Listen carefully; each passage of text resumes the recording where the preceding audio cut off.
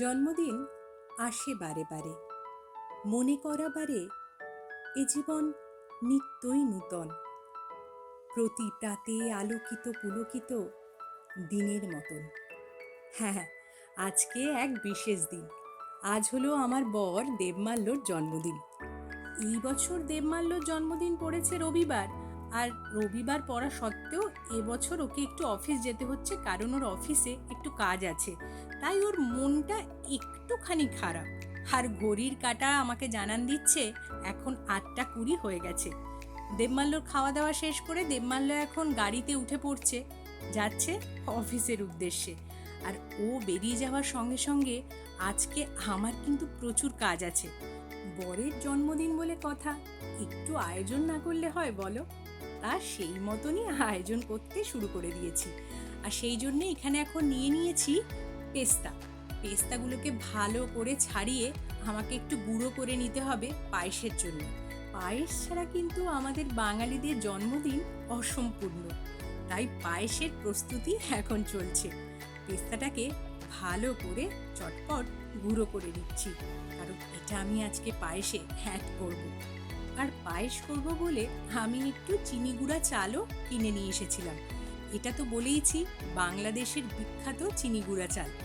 এর সুগন্ধ জাস্ট অতুলনীয়। তোমরা যারা বাইরে থাকো আমি জানি মোটামুটি সবাই এই চালটা সম্পর্কে বেশ অবগত। আর এই চাল দিয়ে আজকে করব পায়েস। আর এখানে আমি একটু চালটাকে ভালো করে ধুয়ে তার মধ্যে আমার বানানো ঘিটাকে মিশিয়ে রাখছি। এটা আমার মায়ের রেসিপি। আমার মা পায়েসটা এইভাবেই করে, আর আমিও ওইটাই ফলো করি। আর আজকে পায়েস করতে লাগছে একটু কনডেন্স মিল্ক। আমি কনডেন্স মিল্কটা এই কারণেই পায়েসে অ্যাড করি, তাহলে বেশ একটু গাঢ় গাঢ় ক্ষীর একটা ভাব আসে, সেই জন্যে। আর এখানে আমি প্রথমেই নিয়ে নিয়েছিলাম একটু দুধ, আর তার সাথে ফ্রেশ ক্রিম অ্যাড করে ভালো করে ওটাকে জাল দিয়ে নিয়েছি। আর এখন আমি অ্যাড করলাম হচ্ছে একটু এলাচের গুঁড়ো। আমি গোটা এলাচ ইউজ করিনি, তাই আমি এলাচের গুঁড়োই ইউজ করেছি। আর তারপরে ওই যে আমার ঘিতে মাখিয়ে রাখা চালটা আমি কিন্তু দুধের মধ্যে মিশিয়ে দিয়েছি। আর জানো তো, মা বলে জন্মদিনে আগে কিন্তু পায়েস দিয়েই রান্নাটা শুরু করতে হয়। আমিও আজকে ঠিক তাই করেছি। আর এখানে আমি মিশিয়ে নিলাম আরও 1 চামচ মতন ঘি। দুধে আমি ভালো করে মিশিয়ে নিচ্ছি। দুধ যত ফুটছে পায়েসের সুবাস চারদিকে ছড়িয়ে পড়ছে। বারবার মনে পড়ে যাচ্ছে মায়ের হাতের জন্মদিনের পায়েসের কথা। সত্যি, মায়ের হাতের পায়েস না খেলে জন্মদিনের সার্থকতাটা মনে হয় না সঠিকভাবে। আমার কাছে জন্মদিন মানেই কিন্তু মায়ের হাতের পায়েস। আর এখানে আমি এখন মিশিয়ে দিচ্ছি কনডেন্স মিল্ক, আর তার সাথে একটু গুঁড়ো করে রাখা চিনি। আর তোমরা দেখতেই পেলে বাদামটাও কিন্তু আমার, মানে পেস্তা বাদাম যেটা আমি আগে গুঁড়ো করে রেখেছিলাম, সেটাও আমার মেশানো হয়ে গেছে। আর একদম শেষে অ্যাড করে দিলাম ওই ঘিয়ে রোস্ট করে রাখা কাজু কিশমিশটা। ব্যাস, আমার পায়েস কিন্তু রেডি। আর আমি উপর থেকে ছড়িয়ে দিয়েছিলাম একটু গোলাপের পাপড়ি। পায়েসের পর্ব শেষ, এবার করব হচ্ছে চিকেন কোরমা। তার জন্য চিকেনটাকে আমি ভালো করে ম্যারিনেট করে রেখেছিলাম চিকেন কোরমার একটা মশলা দিয়ে। আর আমি এখানে বেটে নিচ্ছি পেঁয়াজ, টমেটো, তার সাথে অ্যাড করেছিলাম একটু আমন্ড বাদামের গুঁড়ো, তার সঙ্গে অ্যাড করেছিলাম 2টো বড় এলাচ আর জয়িত্রী। ব্যাস, তারপরে পেস্ট করে নিলেই হয়ে যাবে। মশলা কিন্তু আমাদের তাহলে রেডি হয়ে গেল। আর এখানে আমি একটু সর্ষের তেলের মধ্যে কেটে রাখা পেঁয়াজগুলোকে ভালো করে একটু ফ্রাই করে নেব। তারপরে অ্যাড করেছিলাম ওই আমার আগের থেকে ম্যারিনেট করে রাখা চিকেনটাকে। চিকেনটা যদি একটু ম্যারিনেট করে রাখতে পারো তাহলে সত্যি টেস্টটা ইনহ্যান্স করে। আর এখানে দেখতেই পেলে আমি দিয়ে নিয়েছি আমার সেই পেস্ট করে রাখা মশলাগুলো। আর এখানে আমি অ্যাড করছি এলাচ, দারচিনির গুঁড়ো, একটু কাশ্মীরি রেড চিলি পাউডার, আর নিয়েছিলাম হচ্ছে জাইফলের গুঁড়ো। তারপর ভালো করে চিকেনটাকে কষিয়ে নিতে হবে যতক্ষণ তেল না ছেড়ে দেয়। তেল যখন ছাড়বে তখন কিন্তু তোমরা অ্যাড করবে একটু গরম জল। আর গরম জলটা তোমরা তোমাদের নিজের পছন্দ মতন অ্যাড করতে পারো। মানে কেউ যদি একটু বেশি ঝোল খেতে চাও তাহলে একটু বেশি অ্যাড করবে, কেউ যদি কম ঝোল রাখতে চাও তাহলে একটু কম গরম জল অ্যাড করবে।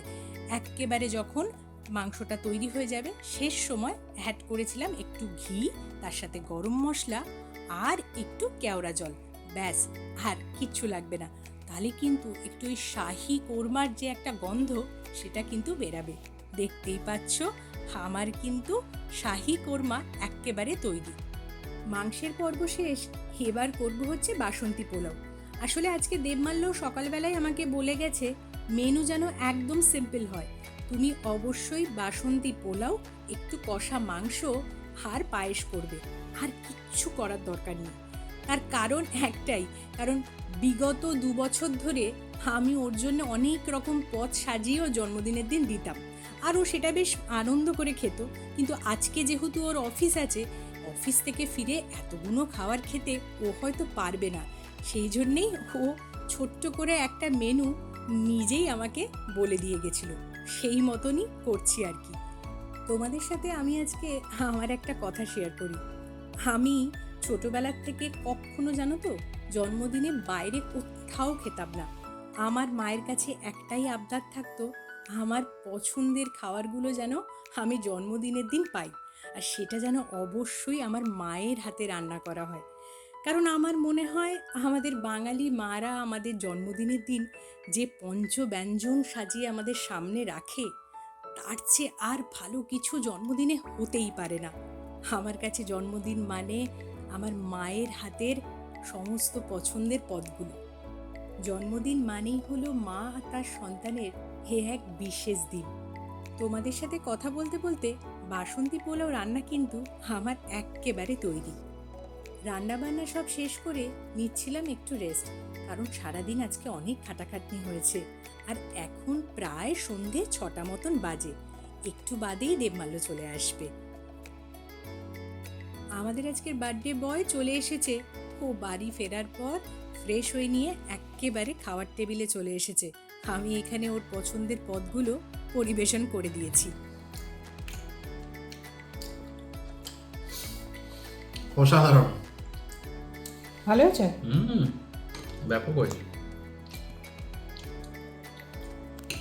সত্যিই ভালো হয়েছে। না, দেবমাল্যকে আর বিরক্ত করব না।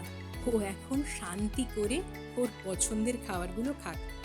আর জানো তো, আজকে যাদের কথা সবচেয়ে বেশি মনে পড়ছিল তা হলো আমার শ্বশুর শাশুড়ির কথা।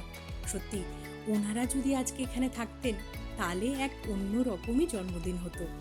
আমরা যখন প্রবাসে থাকি, এত দূরে থাকি আমাদের আপনজনেদের থেকে, এই বিশেষ দিনগুলোতে তাদের কথা বড্ড বেশি করে মনে পড়ে। আজকের মতো আমি আমার বকবক এখানেই শেষ করছি। তোমরা সবাই খুব ভালো থেকো। খুব শিগগিরই অন্য আর একটা ব্লগ নিয়ে হাজির হব।